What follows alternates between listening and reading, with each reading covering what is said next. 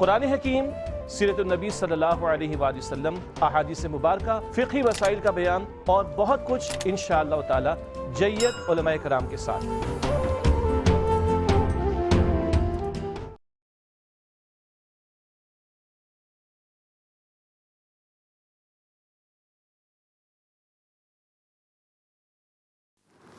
اعوذ باللہ من الشیطان الرجیم، بسم اللہ الرحمن الرحیم۔ الحمدللہ وحدہ والصلاة والسلام علی من لا نبی بعدہ وعلی کل من صحبہ وتبعہ بإحسان بعدہ۔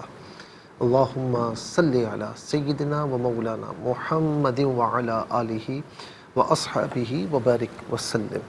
محترم ناظرین و سامعین، ویورز اینڈ لسنرز، السلام علیکم ورحمۃ اللہ وبرکاتہ۔ پروگرام قرآن سنیے اور سنائیے کے ساتھ آپ کا میزبان محمد سہیل رضا امجدی آپ کی خدمت میں حاضر ہے۔ ناظرین و سامعین، آج ہم بات کریں گے حضور نبی کریم صلی اللہ تعالی علیہ وسلم کی جلد مبارک کی، آپ کی مبارک اسکن کی، اور جو آپ سے خوشبو آیا کرتی تھی۔ آپ کی جلد مبارک جو اسکن مبارک تھی وہ بہت نرم تھی۔ یہ ایک وصف ذاتی حضور میں یہ تھا کہ خوشبو لگائے بغیر آپ علیہ السلام سے ایسی خوشبو آتی، تو یعنی ایسی خوشبو آتی کہ کوئی خوشبو دنیا میں اس خوشبو تک پہنچ نہ پاتی۔ آپ کی والدہ ماجدہ سیدہ آمنہ رضی اللہ تعالی عنہا فرماتی ہیں، جب آپ تولد ہوئے تو میں نے غور سے آپ کی طرف نگاہ کی، کیا دیکھتی ہوں کہ آپ 14ویں رات کے چاند کی مانند ہیں اور آپ سے تیز کستوری کی طرح خوشبو آ رہی ہے۔ حضرت انس رضی اللہ تعالی عنہ فرماتے ہیں کہ میں نے کسی کستوری یا کسی خوشبو کو حضور نبی کریم علیہ السلام کی خوشبو سے بڑھ کر نہیں پایا۔ یہ اس خوشبو کی بات ہو رہی ہے کہ جو حضور نبی کریم علیہ السلام سے آ رہی ہے، کوئی خوشبو لگائی نہیں گئی۔ آقا علیہ السلام کے وجود اقدس سے خوشبو آیا کرتی تھی۔ حضرت ابو ہریرہ رضی اللہ تعالیٰ عنہ بیان کرتے ہیں کہ ایک شخص اللہ کے رسول علیہ السلام کی بارگاہ میں آیا، عرض کہ یا رسول اللہ، میں نے اپنی بیٹی کا نکاح کر دیا ہے اور میں اسے اس کے خاوند کے گھر بھیجنا چاہتا ہوں، میرے پاس کوئی خوشبو نہیں، آپ کچھ عنایت فرمائیں۔ آپ نے فرمایا کہ میرے پاس اس وقت کچھ موجود نہیں، مگر کل صبح ایک چوڑے منہ والی شیشی اور کسی درخت کی لکڑی میرے پاس لے آنا۔ دوسرے روز وہ شخص شیشی اور لکڑی لے کر حاضر خدمت اقدس ہوا۔ آپ نے دونوں بازوؤں سے اس میں اپنا پسینہ مبارکہ ڈالنا شروع کیا، یہاں تک کہ وہ بھر گئی۔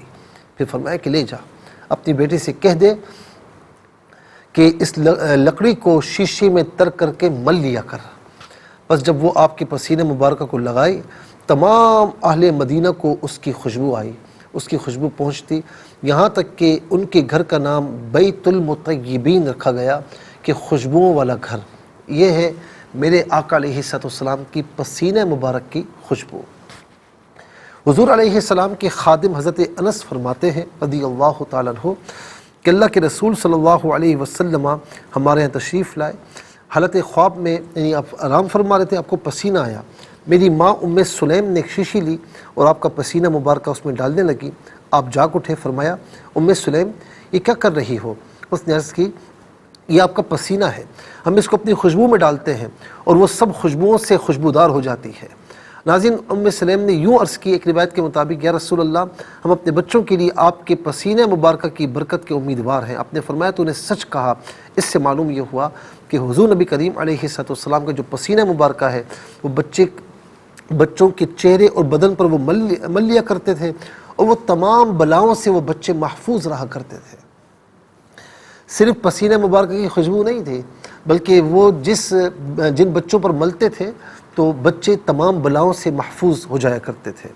ناظرین و سامعین، میرے آقا علیہ السلام جب مدینہ منورہ کی کسی گلی سے گزرتے تو پیچھے آنے والا آپ کی خوشبو سے پہچان جاتا کہ یہاں سے میرے مصطفیٰ علیہ السلام گزرے ہیں، عرصہ ہوا طیبہ کی گلیوں سے یہ گزرے ہیں، اس وقت بھی گلیوں میں خوشبو ہے پسینے کی، راتیں بھی مدینے کی، باتیں بھی مدینے کی، جینے میں یہ جینا ہے، کیا بات ہے جینے کی۔ ناظرین، اللہ رب العالمین آقا علیہ السلام کے پسینہ مبارکہ کی خوشبو کے صدقے میں ہمیں شفاعت مصطفیٰ عطا فرمائے۔ ابو عبداللہ عطار علیہ رحمہ نے کیا خوب کہا کہ بطیب رسول اللہ طاب نسیمہا فمل مسک مل کافور مسندل الرطب۔ فرماتے ہیں کہ رسول اللہ کی خوشبو سے نسیم مدینہ خوشبودار ہو گئی، بس کستوری کیا ہے، کافور کیا ہے، عطر سندل جو تر و تازہ ہے وہ کیا ہے اس کے سامنے۔ سب خوشبوؤں سے بڑھ کر اگر خوشبو ہے تو میرے مصطفیٰ علیہ السلام کے پسینہ مبارکہ کی خوشبو ہے۔ ناظرین چلتے ہیں آج کے سبق کی جانب۔ ہمارا جو آج کا سبق ہے وہ سورہ نحل ہے اور آیت نمبر 26 کا فرسٹ پورشن آج کے سبق میں شامل ہے۔ فارمیٹ کے مطابق پڑھیں گے، باوضو ہو جائے، اسکرین کے سامنے موجود ہیں، کلام پاک کو ساتھ رکھیں، آج کا سبق نکالیں، اپنے پاس نوٹ بک ضرور رکھیں، کوئی بھی امپورٹنٹ بات ہو نوٹ ضرور فرما لیجیے۔ آپ کو لیے چلتے ہیں آج کے اس پروگرام کے فرسٹ سیگمنٹ کی جانب۔ لغت القرآن یہ ہمارے اس پروگرام کا پہلا سیگمنٹ ہے، اور آئیے تعوذ تسمیہ پڑھتے ہوئے آج کے سبق کو شروع کرتے ہیں۔ اعوذ باللہ من الشیطان الرجیم، بسم اللہ الرحمن الرحیم۔ قد مكر الذين من قبلهم فأتى الله بنيانهم من القواعد پڑھیں گے، وقف کی صورت میں من القواعد پڑھیں گے، لیکن یہاں پر کوئی علامت وقف نہیں، کوئی رمز وقف نہیں، تو پھر ظاہر ہے کہ اگر کسی وجہ سے رکنا پڑ جائے تو پھر آگے سے جب پڑھیں گے تو ڈائریکٹلی آگے سے نہیں پڑھیں گے، بلکہ من القواعد سے پڑھتے ہوئے یا پچھلے جملے سے پڑھتے ہوئے آگے کی جانب بڑھنا ہوگا۔ کتنے کلمات ہیں دیکھیے، قد ایک کلمہ، مکر دوسرا، الذین تیسرا، من چوتھا، قبلی پانچواں، ہی چھٹا، فا ساتواں، عطا آٹھواں، اس میں اللہ نواں، بنیانہ دسواں، اور القواعد 11واں۔ کل یہاں پر 11 کلمات ہیں۔ ہر کلمے کو علیحدہ پھر ملا کر پڑھتے ہیں، بغور ملاحظہ فرمائیں۔ قد مکر الذین، مکرہ میں را پر زبر ہے، را پر زبر یا پیش ہو تو را کو پر پڑھتے ہیں، زیر ہو تو باریک پڑھتے ہیں، یہاں پر کر کے پڑھا جائے گا، اور را پر زبر اس سے الذین کے لام کے ساتھ ملائیں گے، درمیان میں سے الف یعنی حمزہ کو حذف کریں گے۔ ہم پڑھیں گے قد مکر الذین من قبلہم، من قبلہم فأتی اللہ۔ عطا جب علیحدہ پڑھیں گے تو تا پر کھڑا زبر ہوگا، جب ملا کر پڑھیں گے تو تا پر زبر ہوگا، اس سے اس میں اللہ کی حرف لام کے ساتھ ملائیں گے، درمیان میں سے الف یعنی حمزہ کو حذف کیا جائے گا۔ اس میں اللہ کی حرف لام سے پہلے والے حرف تا پر زبر ہے، زبر یا پیش ہو تو اس میں اللہ کی حرف لام کو پر پڑھتے ہیں، زیر ہو تو باریک پڑھتے ہیں، زبر یا پیش ہو تو پر پڑھتے ہیں، زیر ہو تو باریک پڑھتے ہیں، تو یہاں پر کر کے پڑھا جائے گا۔ فَأَتَى اللَّهُ بُنْيَانَهُمْ، بُنْيَانَهُمْ من القواعد، بنیانہم میں میم ساکن ہے، سے من کی میم کے ساتھ ملائیں گے، میم کی آواز کو غننے کے ساتھ ادا کریں گے۔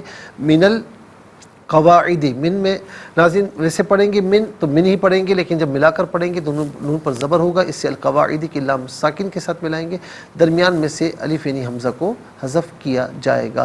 بنیانہم من القواعد، یہاں وقف کریں گے تو من القواعد پڑھیں گے۔ آئیے ناظرین چلتے ہیں کلمات کی لغت اور گرامر کے اعتبار سے تحقیق و ترجمے کی جانب۔ سب سے پہلے آج کا سبق ہم لکھتے ہیں، پھر اس میں جو کلمات ہیں، اسماء افعال حروف کون سے ہیں ان کی نشاندہی بھی کرتے ہیں، اور تحقیق و ترجمہ بھی عرض کریں گے قرآن اور اردو کے حوالے سے، کہ وہ کلمات جو عام طور پر آپ قرآن میں پڑھتے ہیں، اردو میں بھی یوز کی جاتے ہیں، ان کی بھی نشاندہی کی جائے گی۔ بسم اللہ الرحمن الرحیم۔ قد مکر الذین،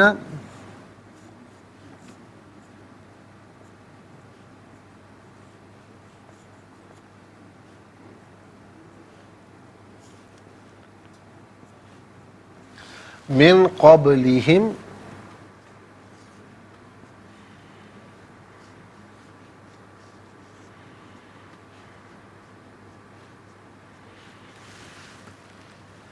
فأتی اللہ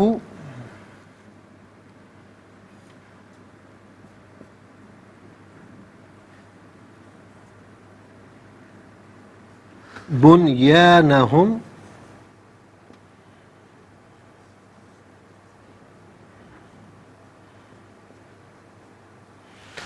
من القواعد.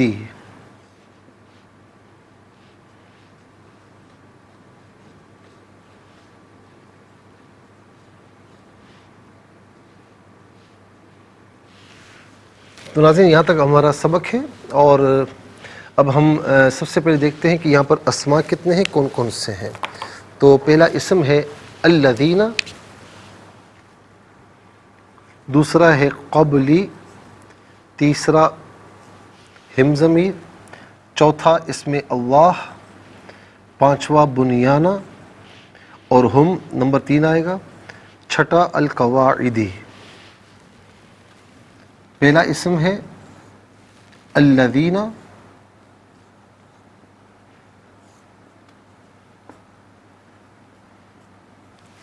دوسرا قبلی،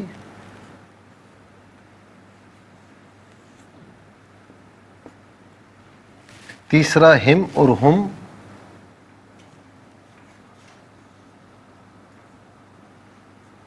اور چوتھا اسم اللہ،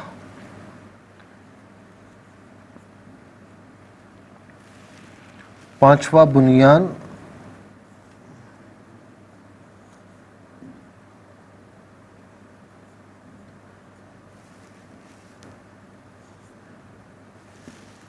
اور چھٹا القواعد.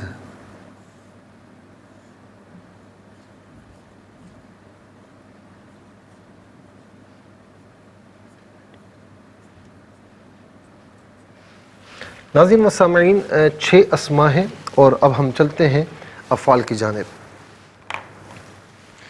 پہلا فعل ہے مکرا، اور دوسرا ہے اتا. دو افعال ہیں، مکرا اور دوسرا ہے اتا. اب ہم دیکھتے ہیں کہ حروف کتنے ہیں، کون کون سے ہیں. پہلا ہے قد، دوسرا ہے من، تیسرا ہے فا، چوتھا ہے، بلکہ یہاں پر نمبر 2 ہی آئے گا، تو 3 حروف ہیں، قد، من اور فا. قد، من اور فا. اب دیکھ سکتے ہیں 6 اسماء، 2 افعال، 6 اور 2 8، اور 3 حروف، تو کل ملا کر 11 کلمات ہیں.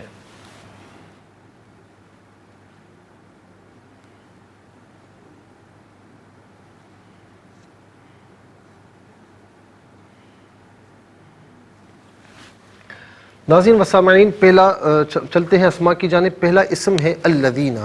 الذین اسم موصول ہے. موصول کا معنی ہوتا ہے ملا ہوا ہونا، چونکہ یہ اپنے ماقبل اور مابعد سے لنک کرتا ہے، ملا ہوا ہوتا ہے، اسی لیے اس کو اسم موصول کہتے ہیں. جمع مذکر کے لیے آتا ہے الذین، اور الذی واحد مذکر کے لیے ہے.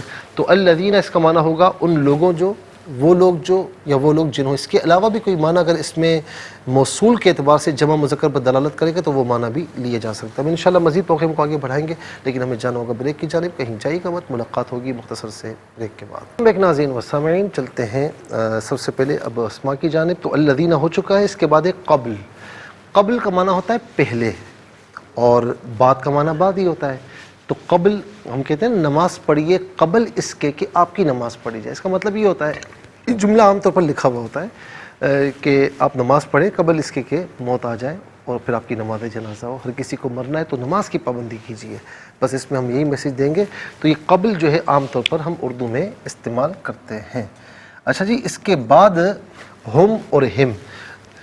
ہم جمع مذکر غائب کی ضمیر ہے. جمع مذکر غائب کی ضمیر متصل ہو یا منفصل ہو ہم کی شکل میں ہوتی ہے، اور متصل ہونے کی صورت میں بعض اوقات ہم کی شکل میں ہوتی ہے، جیسے بہم علیہم. ہم یا ہم اس کا معنی ہوگا وہ سب ان سب انہیں. اس میں اللہ، یہ اللہ تعالیٰ کا ذاتی نام ہے. اللہ تعالیٰ کی ذات کے علاوہ کسی کے لیے اس کا اطلاق نہیں ہو سکتا. اور پھر اس کے ساتھ ناظرین یہ بھی ہے، صوفیہ فرماتے ہیں کہ یہ اسم اعظم ہے، یعنی اس کو پڑھا جائے تو ہر دعا پوری ہوتی ہے. وہ دعا جو آپ کو مانگنی ہے، جو آپ کے دلی جذبات ہیں وہ بھی پورے ہوتے ہیں، تمنائیں پوری ہوتی ہیں، حاجتیں پوری ہوتی ہیں. سب سے بڑھ کر اللہ تعالیٰ راضی ہوتا ہے. اور میں اکثر کہتا ہوں کہ وہ راضی ہے نا، بس آپ کا بیڑا پار ہے، ہمارا بیڑا پار ہے۔ تو یہ بھی ناظرین رائج کریں کہ دن میں ایک بار جب سب گھر والے جمع ہوں تو کھانا کھانے سے پہلے یا بعد میں جب جمع ہوں تو مل کر 3 4 5 منٹ اللہ تعالیٰ کا ذکر کر لیا کریں۔ اس سے اتنا فائدہ ہوگا کہ آپ سوچ بھی نہیں سکتے۔ اور یہ عام طور پر ہم اردو میں بھی استعمال کرتے ہیں، ہم کہتے ہیں نا یا اللہ میری دعا قبول فرما۔ بنیان یہ مصدر ہے، اور بنیان کا معنی ہے عمارت، بنیان کا معنی ہے عمارت، یہ مصدر ہے، اور مصدر کا کوئی واحد جمع یا یہ چیزیں نہیں ہوتی، مصدر مصدر ہوتا ہے، اسی سے ساری اسماء افعال نکلتے ہیں۔ تو بنیان اس کا معنی ہے عمارت، اور اس کے بعد ہے قواعد۔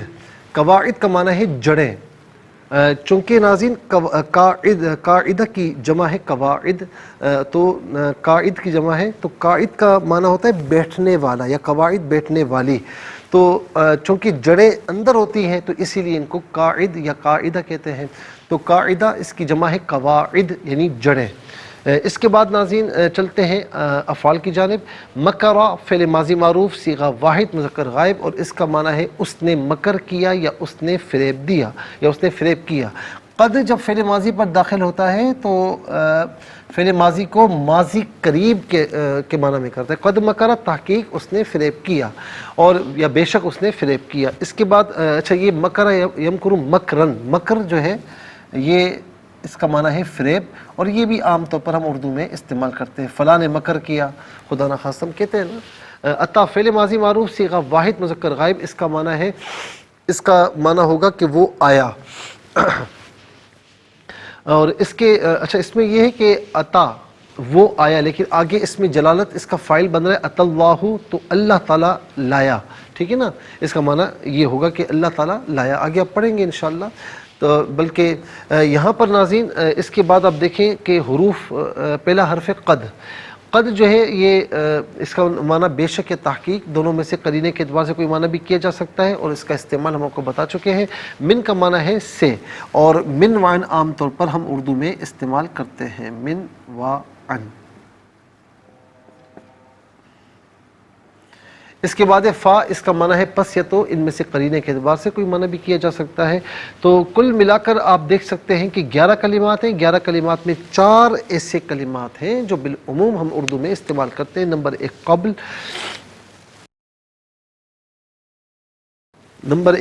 نمبر 2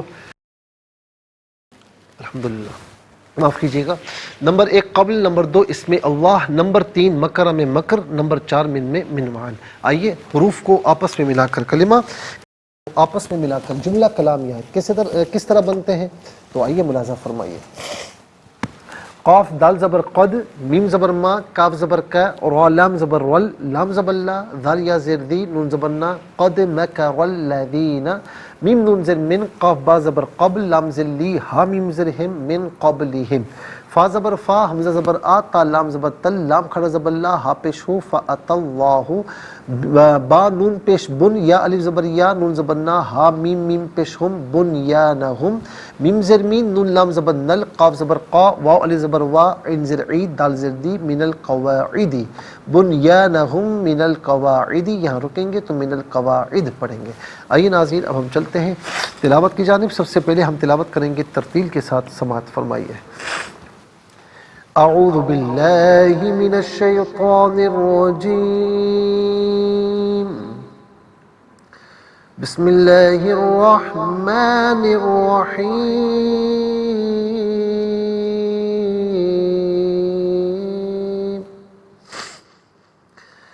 قد مكر الذين من قبلهم فأتى الله بنيانهم من القواعد۔ اب ہم پڑھیں گے ناظرین حدر کے ساتھ، جیسے نماز تراویح میں آپ سنتے ہیں یا پڑھتے ہیں۔ قد مكر الذين من قبلهم فأتى الله بنيانهم من القواعد۔ اب ہم پڑھیں گے تدویر کے ساتھ، جس طرح فرض نمازوں میں آپ سنتے ہیں یا پڑھتے ہیں۔ قد مكر الذين من قبلهم فأتى الله بنيانهم من من القواعد آمنت باللہ صدق اللہ العظیم۔ تلاوت مکمل ہوئی اور تلاوت کے مکمل ہونے کے ساتھ ہی ہمارے اس پروگرام کا جو فرسٹ سیگمنٹ ہے وہ کمپلیٹ ہوا۔ آپ کو لیے چلتے ہیں سیکنڈ سیگمنٹ کی جانب۔ تفہیم القرآن یہ ہمارے اس پروگرام کا سیکنڈ سیگمنٹ ہے۔ سب سے پہلے آپ کو لیے چلتے ہیں حرف بہ حرف لفظ بہ لفظ ترجمے کی جانب۔ قد بے شک، مکر اس نے فریب کیا یا اس نے مکر کیا، الذین ان لوگوں نے، من سے قبلی پہلے، ہم ان، فا پس، عطا آیا، اس میں اللہ اس سے مراد ذات باری تعالیٰ ہے، بنیانہ عمارت، ہم ان کی، من سے، القواعدی جڑوں۔ ناظرین و سامعین یہ حرف بہ حرف لفظ بہ لفظ ترجمہ ہے۔ اب آئیے آپ کو لیے چلتے ہیں آسان فہم با محاورہ ترجمے کی جانب۔ قد مكر الذين من قبلهم فأتى الله بنيانهم من القواعد بے شک ان سے پہلے لوگوں نے بھی ایسی سازشیں کی تھی تو اللہ نے ان کی عمارت کو بنیادوں سے اکھاڑ دیا۔ بے شک ان سے پہلے لوگوں نے بھی ایسی سازشیں کی تھی تو اللہ نے ان کی عمارت کو بنیادوں سے اکھاڑ دیا۔ ناظرین و سامعین یہ آسان فہم با محاورہ ترجمہ۔ اب آئیے چلتے ہیں اس کی تفسیر کی جانب۔ ناظرین و سامعین تفسیر جو ہم آپ کی خدمت میں عرض کر رہے ہیں وہ آیت نمبر 15 اور 16۔ آیت نمبر 15 میں کیا فرمایا؟ وَأَلْقَى فِي الْأَرْضِ رَوَاسِيَ أَن تَمِيدَ بِكُمْ وَأَنْهَارَ وَسُبُلَ لَعَلَّكُمْ تَهْتَدُونَ، اور اس نے زمین میں پہاڑوں کو نصب کر دیا تاکہ زمین تمہارے ساتھ ایک طرف جھک نہ جائے، اور اس نے دریا اور راستے بنائے تاکہ تم سفر کر سکو۔ وَعَلَامَاتٍ وَبِالنَّجْمِ هُمْ يَهْتَدُونَ، آیت نمبر 16، اور راستوں میں نشانیاں بنائیں اور لوگ ستاروں سے سمت کا تعین کرتے ہیں۔ اب یہاں پر ناظرین آپ دیکھیں کہ یہ جو اللہ رب العالمین نے فرمایا، اس آیت میں فرمایا کہ ان تمید بکم، اس کا معنی ہے کہ کسی بڑی چیز کا ہلنا یا اس کا موو کرنا، حرکت کرنا۔ اس آیت کا لفظی معنی اس طرح ہوا کہ اور اس نے زمین پر پہاڑوں کو اس لیے نصب کیا تاکہ وہ ہلے اور حرکت کرے، حالانکہ مقصود یہ نہیں تھا، مقصود یہ کہ وہ نہ ہلے اور حرکت نہ کرے، اس لیے یہاں پر لفظ لا محذوف ہے۔ ان تمید بکم یہاں پر لا جو ہے وہ محذوف ہے تاکہ وہ حرکت نہ کرے پہاڑوں کو، کیونکہ جو ہے وہ باقاعدہ قرآن کریم میں فرمایا کہ والجبال اوتادا، پہاڑوں کو میخیں بنایا، کیلیں بنایا نا، تاکہ زمین حرکت نہ کرے۔ یبین اللہ لکم ان تضلوا، اب اس کی مثال قرآن کریم کی اس آیت میں سورہ نساء آیت نمبر 186، اس کا لفظی معنی ہے کہ اللہ تمہارے لیے بیان فرماتا ہے کہ تاکہ تم گمراہ ہو جاؤ، حالانکہ مقصود یہ نہیں ہے، مقصود یہ کہ تاکہ تم گمراہ نہ ہو۔ یہاں بھی اسی طرح جو ہم نے بتایا آپ کو لا معذوف ہے۔ اس آیت میں اللہ رب العالمین نے فرمایا کہ اس نے زمین میں رواسی کو ڈال دیا۔ رواسی کا لفظ جو ہے رسون سے بنا ہے، اور امام خلیل بن احمد الفراہیدی لکھتے ہیں کہ رسا یرسو کا معنی ہے کسی شخص کو محکم اور مضبوط کرنا، جیسے رسوت الحدیث کا معنی ہے کہ میں نے اپنی بات کو پختہ کیا، رسل جبل کا معنی ہے کہ پہاڑ کی جڑ زمین پر ثابت ہے، اور رست السفینہ کا معنی ہے کہ جہاز لنگر انداز ہوا اور اب ادھر ادھر ڈولتا نہیں ہے۔ علامہ راغب اصفہانی لکھتے ہیں کہ رسا کا معنی ہے کسی چیز کا ثابت ہونا۔ قدور الراسیات سورہ سبا آیت نمبر 13 کا معنی ہے چولہوں پر جمی ہوئی دیگیں، اور رواسیہ شامخات اس کا معنی ہے مضبوط پہاڑ۔ رواسیہ شامخات کے الفاظ سورہ مرسلات آیت نمبر 27 میں موجود ہے۔ اس آیت کا معنی یہ ہے کہ اللہ تعالیٰ نے زمین پر بھاری پہاڑ نصب کر دیے تاکہ زمین اپنے مرکز پر قائم رہے اور اپنے محور پر گردش کرتی رہے اور اس سے ادھر ادھر نہ ہٹے۔ زمین، چاند اور سورج کی حرکت کے حساب سے سائنسدان یہ تعین کرتے ہیں کہ چاند گرہن کب ہوگا اور سورج گرہن کب ہوگا، اور ان کا حساب اس قدر صحیح ہوتا ہے کہ وہ کئی مہینے اور بعض اوقات کئی سال پہلے بتا دیتے ہیں کہ فلاں تاریخ کو اتنے بج کر اتنے منٹ پر سورج یا چاند گرہن ہوگا اور اتنی دیر تک گرہن لگا رہے گا، اور فلاں ملک میں یہ گرہن اتنے وقت پر دکھائی دے گا، فلاں ملک میں یہ گرہن اتنے وقت پر دکھائی دے گا، اور ان کا یہ حساب اتنا حتمی اور درست ہوتا ہے کہ آج تک اس میں دیکھا گیا ہے کہ 1 منٹ کا بلکہ 1 سیکنڈ کا بھی فرق وغیرہ نہیں ہوتا۔ سورج گرہن کا معنی یہ ہے کہ زمین اور سورج کے درمیان چاند کے حائل ہونے سے سورج کا جزوی یا کلی طور پر نظر آنا، عربی میں اس کو کسوف الشمس کہتے ہیں یا کسف الشمس کہتے ہیں۔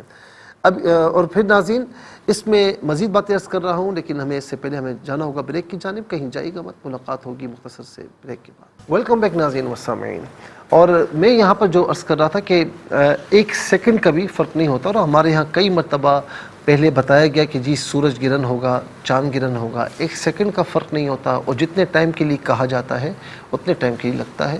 تو اس کا مطلب یہ ہوا کہ ناظرین جو آج سائنسی نت نئی ایجادات ہیں اور نت نئے انسٹرومنٹس جو ہے موجود ہیں، اور اس کے ذریعے جب کوئی بات کہی جاتی ہے تو اس کا مطلب کیا ہوتا ہے کہ اہل دین کو دنیا والوں کے ساتھ چلنا چاہیے، جدید علوم کے مطابق چلنا چاہیے، اور پھر اس میں ایک بات یہ بھی ہے کہ اس سے استفادہ بھی کرنا چاہیے کہ دین کا کس میں فائدہ ہے۔ اور ظاہر ہے کہ دیکھیں نا، پچھلے زمانوں میں صرف یہ ہوتا تھا کہ جی یعنی ایک مسجد کے عالم دین ہوتے یا مفتی شرع ہوتے، اور کسی مسجد میں امامت و خطابت ہے یا کہیں دارالعلوم میں پڑھا رہے ہیں، کسی ادارے میں پڑھا رہے ہیں، تو یعنی سینکڑوں طلبہ، یا مسجد میں بہت بڑی مسجد ہو تو چند ہزار جو ہے وہ لوگ مستفیض ہوتے تھے۔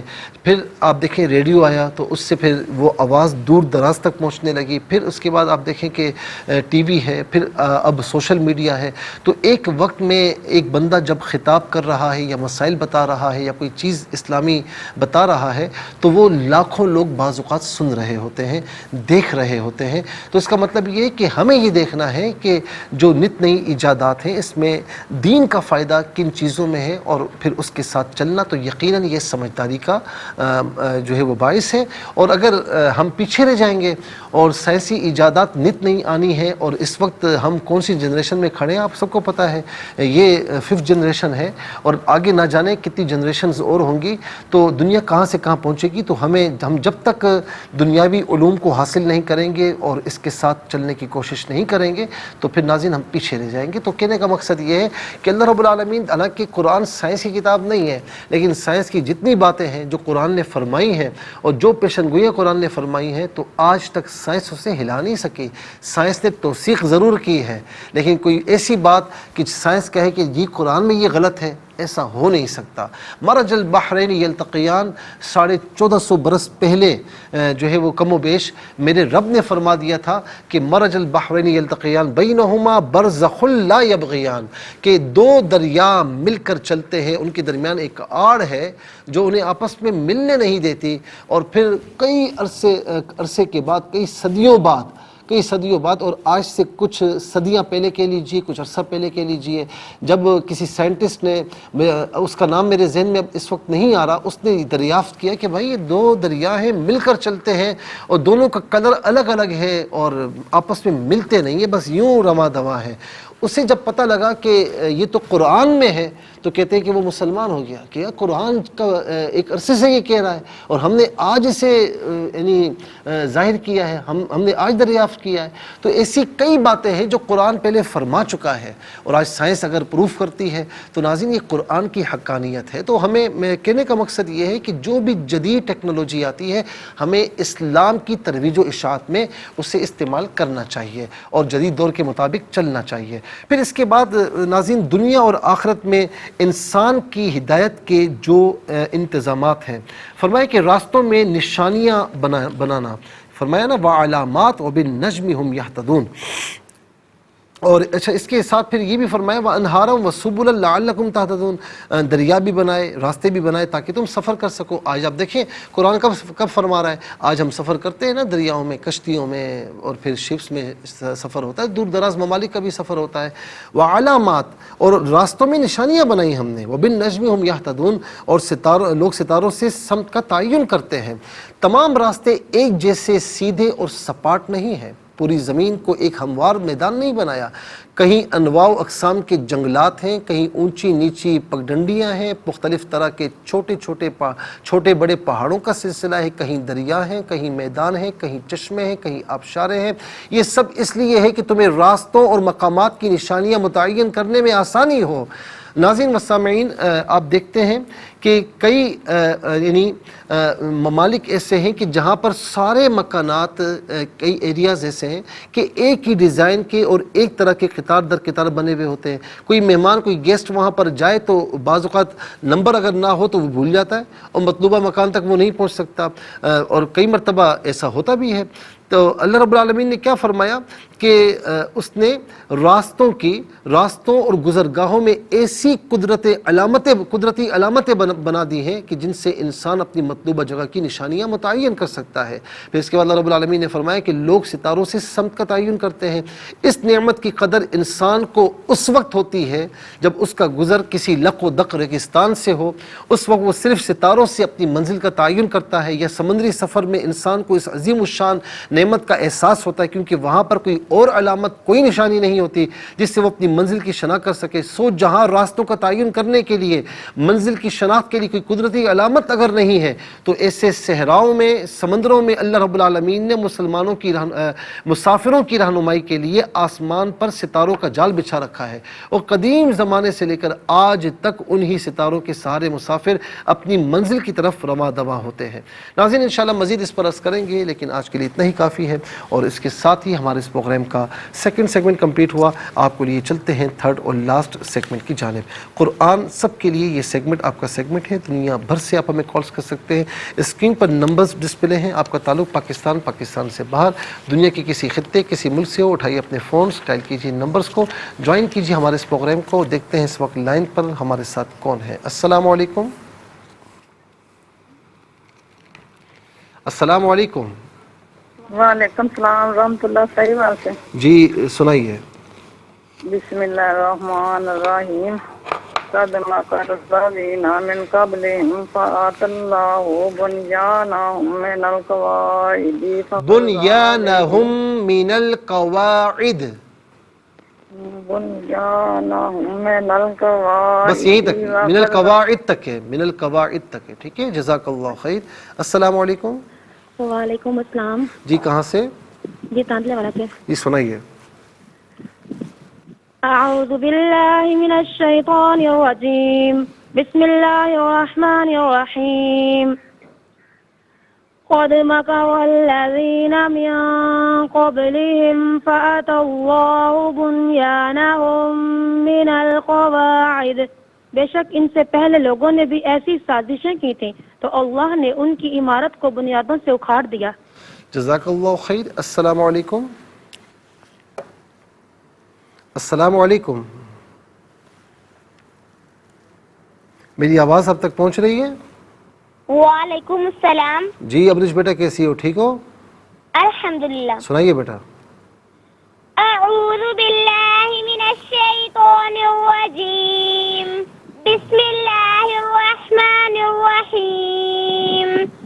قد مکر الذین من قبلہم فأتی اللہ بنیانہم من القواعد۔ ترجمہ، بے شک ان سے پہلے لوگوں نے بھی ایسی سازشیں کی تھی تو اللہ نے ان کی عمارت کو بنیادوں سے اکھاڑ دیا۔ جزاک اللہ خیر۔ السلام علیکم۔ وعلیکم السلام ورحمۃ اللہ۔ جی کہاں سے؟ راول پنڈی سے۔ سنائیے۔ اعوذ باللہ من الشیطان الرجیم، بسم اللہ الرحمن الرحیم۔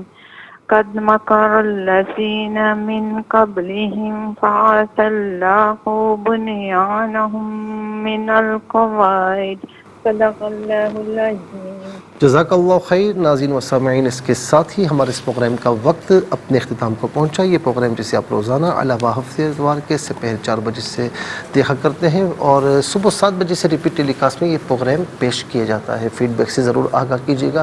www.arYQTV.tv اور یوٹیوب پر آپ اسے قرآن سنیے اور سنائیے کے نام سے ضرور سرچ کیجیے. جس ڈیٹ کا آپ چاہتے ہیں سرچ کریں. اس پروگرام سے مستفیض اور اوروں کو بھی ترغیب دیجیے. زندگی رہی تو انشاءاللہ کل سیم ٹائم آپ کی خدمت میں پھر حاضر ہوں گے. اس وقت تک کے لیے آپ سے اجازت چاہیں گے. پروگرام قرآن سنیے اور سنائیے کے میزبان محمد سہیل رضا امجدی اور ARYQTV کی پوری ٹیم کو دیجیے اجازت اس دعا کے ساتھ کہ اللہ رب العالمین آپ کا ہم سب کا حامی و ناصر رہے. السلام علیکم ورحمۃ اللہ وبرکاتہ.